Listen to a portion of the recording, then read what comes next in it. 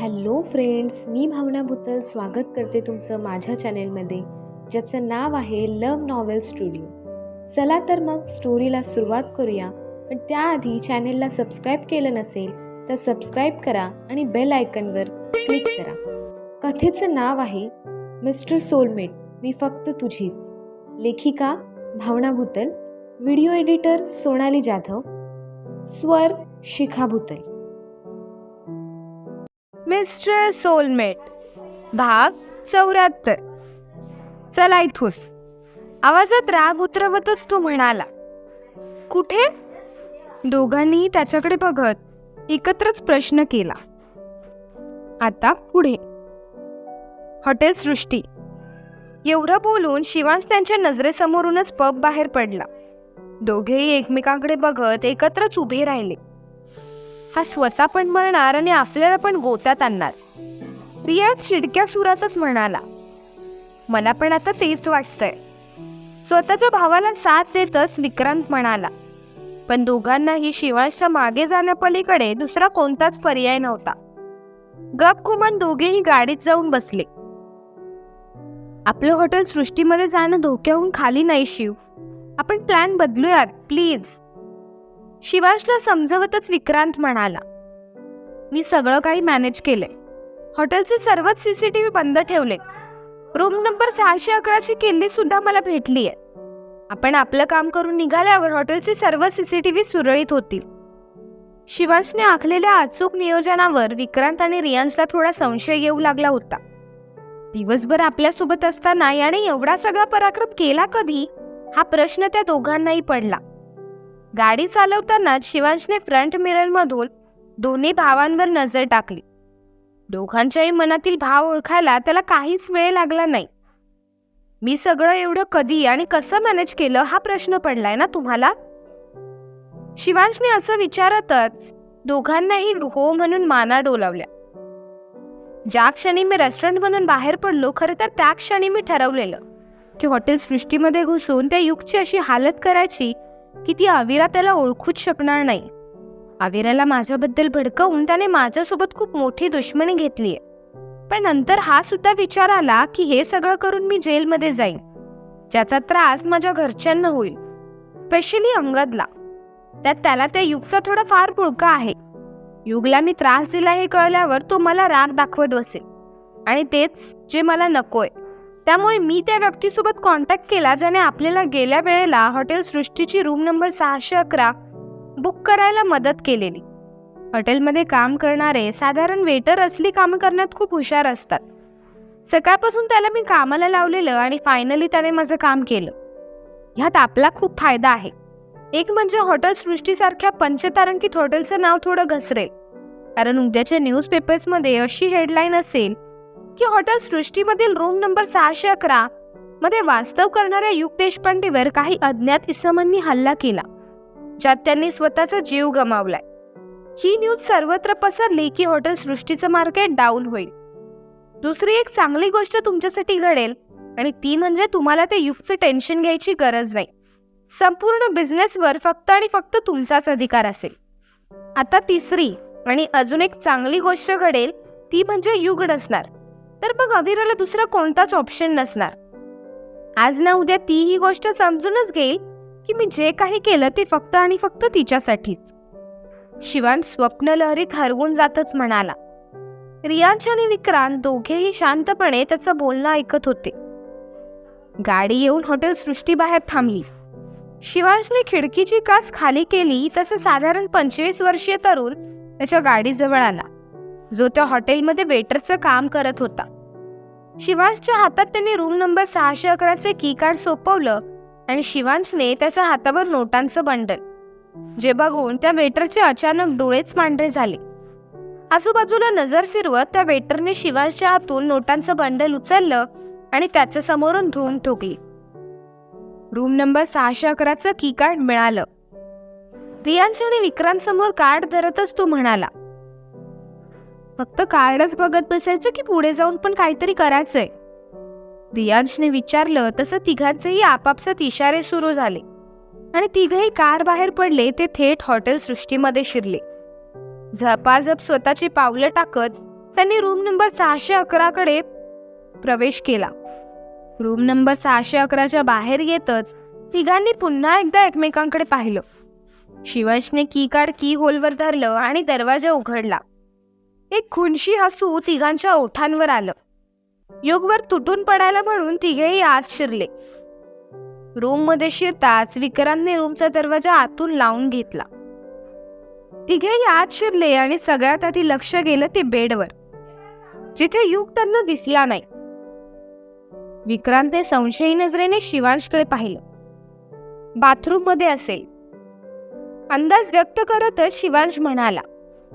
शिवांशचा अंदाज कितपत खरा आहे हे पडताळून पाहण्यासाठी रियांशने बाथरूमचा दरवाजा ठोठावला.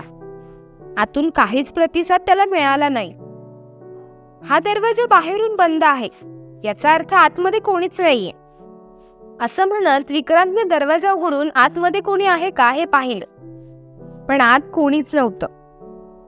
तो इथे नाहीये, रियांश म्हणाला. नाहीये? तुम्ही लोक तर बोलले की तो इथेच आहे म्हणून, असं म्हणत शिवांश दोघांच्याही पाठीमागे येऊन उभा राहिला. रिकाम्या बाथरूमच्या प्रत्येक कानाकोपऱ्यावरून त्याने नजर टाकली. मला डाऊट होता की तो इथे आहे, खात्री नव्हती, विक्रांत थोडे रागातच म्हणाला.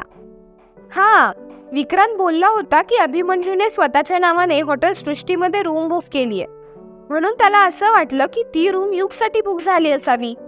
तू त्या वेटरला एवढे पैसे दिलेस, पण त्याआधी तेवढी खात्री करून घेता नाही आली का? शिवांशवर ओरडतच रियांश म्हणाला.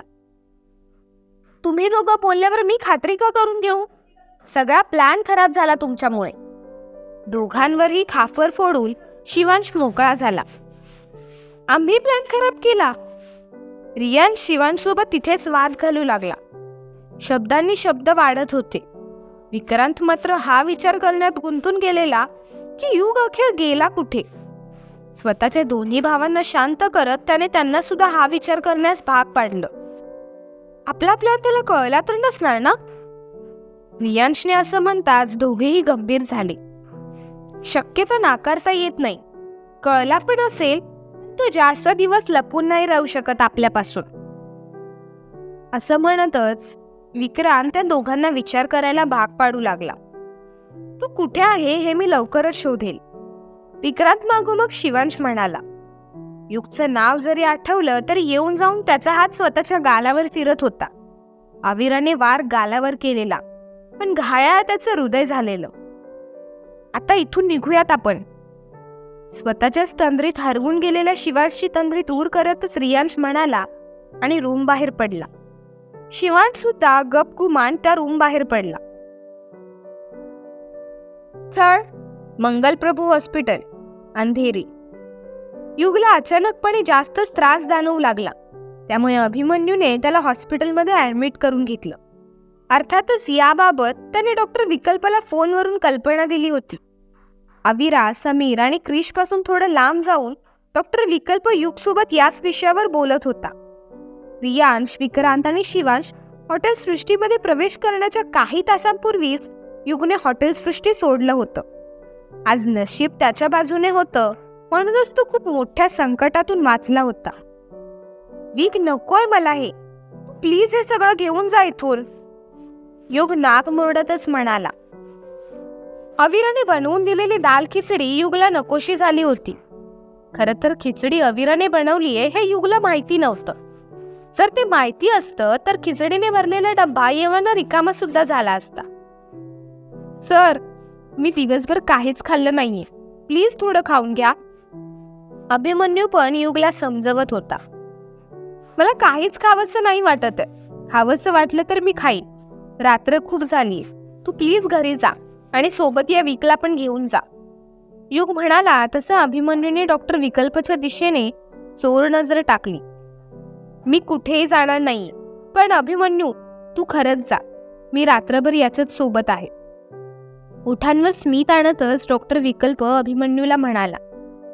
युगने डोळे अलगदपणे मिटले आणि इशाऱ्यातच अभिमन्यूला जा म्हणून म्हटलं. काही गरज लागली तर मला कॉल करा, तसं पण हॉस्पिटल मला जवळ आहे, माझ्या घरापासून अगदी 5 मिनिटाच्या अंतरावर, युगची काळजी करतच अभिमन्यू म्हणाला. मला गरज लागली तर मी तुलाच कॉल करतो रे, युग म्हणाला. तुमच्यासाठी उद्या सकाळी मी ब्रेकफास्ट घेऊन येतो. तुम्ही या हॉस्पिटलमध्ये असेपर्यंत तुमच्यासाठी जेवण पण मीच आणेन. हे असलं बाहेरचं जेवण पण खाऊ नका. डॉक्टर विकल्पच्या हातातील डब्यावर नजर टाकतच डॉक्टर विकल्पला अभिमन्यू म्हणाला. स्वतःच्या हातात पकडलेल्या डब्याकडे गंभीरपणे बघतच डॉक्टर विकल्प खुर्चीवरचा उठून उभा राहिला. तुला काय झालं? योगने विचारलं. हा याला बाहेरचं जेवण बोलतोय. आय नो तुझी अविरा शेफ आहे.